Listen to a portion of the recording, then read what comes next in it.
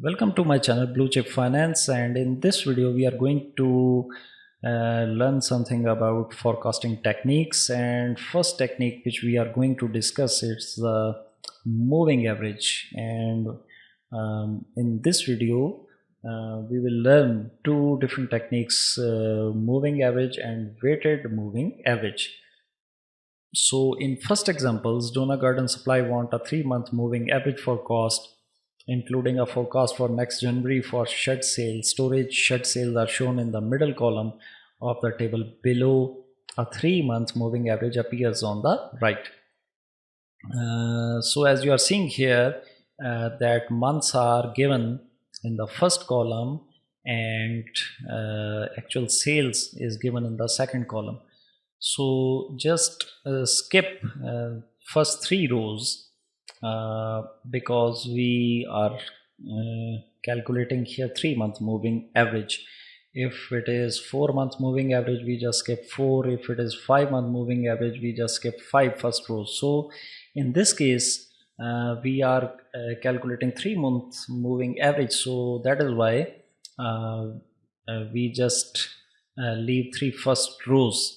So after that, just take the total of first 3 months, 10 plus 12 plus 13, divide by 3, and take the sum and divide the sum by n, and n is 3 because you just summing up 3 values.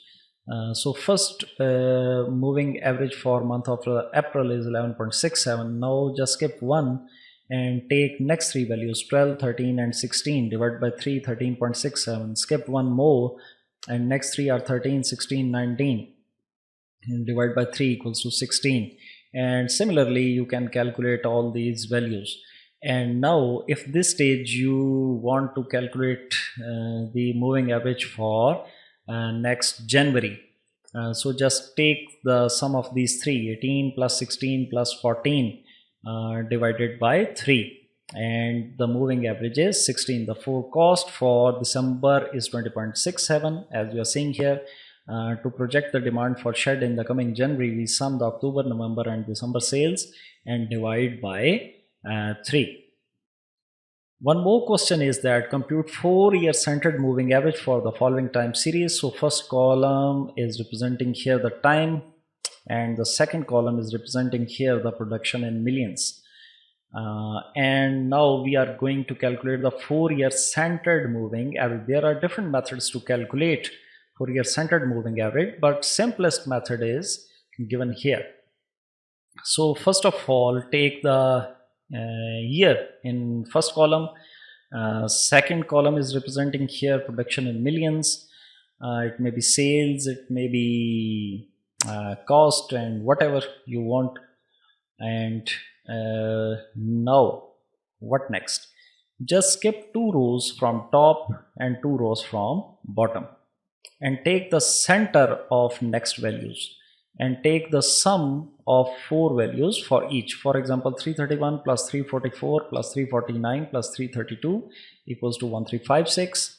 Skip 1 value and take next 4 into sum. 344 plus 349 plus 332 plus 364 equals to 1389. Skip 1 more and take next 4. 349, 332, 364, 395 equals to 1440, and so on. After that, just take the center of these values, and in next column just add up these 2 values, 1356 plus 1389, and take the center, and the answer is 2745. And here 1389 plus 1440, and the sum is 2829. 1440 plus 1491, sum is 2931, and so on. And now just divide these results by 8. 2745 divided by 8, 343.125. 2829 divided by 8 is 353.625. 2931 divided by 8 is 366.375, and so on. So in this way you can calculate 4-year centered moving average. And after that, how can we calculate the weighted moving average? So here is an example that Donna's Garden Supply wants to forecast storage shed sales by weighting the past 3 months with more weight given to the recent data to make them more significant. So last month and weight applied is 3, and 2 months ago the weight applied is 2, and 3 months ago weight applied is 1, and sum of these weights is 6, and months are given here and actual shed sales are given here. So how can we calculate? Just apply this formula. Last month's sale multiplied by weight of 3 plus sales 2 months ago multiplied by weight 2 plus sales 3 months ago multiplied by weight 1, and take the sum of the weights, and that is equals to 6. 3 plus 2 plus 1. So same method is applied here, just leave 3 rows. So what is your last month sale? Last month sale is 13. So 13 multiplied by 3 plus 2 months ago sale is 12. So 12 multiplied by 2, 12 multiplied by 2 plus 3 months ago sales is 10. So 10 multiplied by 1, and divide the result by 6, and the result is 12.17. Now just skip one value from top and take next 3. So for May, what is your last month sale is 16. 16 multiplied by 3. Sale of 2 months ago is 13. 13 multiplied by 2 plus sale of 3 months ago is 12. 12 multiplied by 1 divided by 6, and result is 14.34. Similarly for June, what is your last month sale? 19. 19 multiplied by 3 plus 2 months ago sale is 16. 16 multiplied by 2 plus 3 months ago sale is 13. So 13 multiplied by 1 divided by sum of weight, that is 6, and your weighted moving average for 3 months is 17. So in this way you can calculate the weighted moving average. So here there are two different practice problems for you. One is that for cost demand for the month of April to October using 3 periods weighted moving average method, use following data. So that is your data, that is time period January, February to September, and actual sales 18, 21, 19, 20 and so on.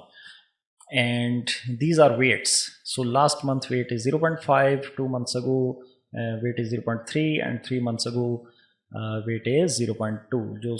So just apply weights as given here and solve this problem.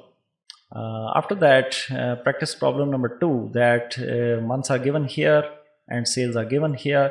And number 1, for cost next January sales using 3 month moving average, just as we did in the first example. And the next is for cost next January sales using 6 months weighted moving average using 0.1, 0.1, 0.1, 0.2, 0.2, 0.3 with the highest weight applied to most recent months. So just apply the weights for 6 different time periods and try to solve this question.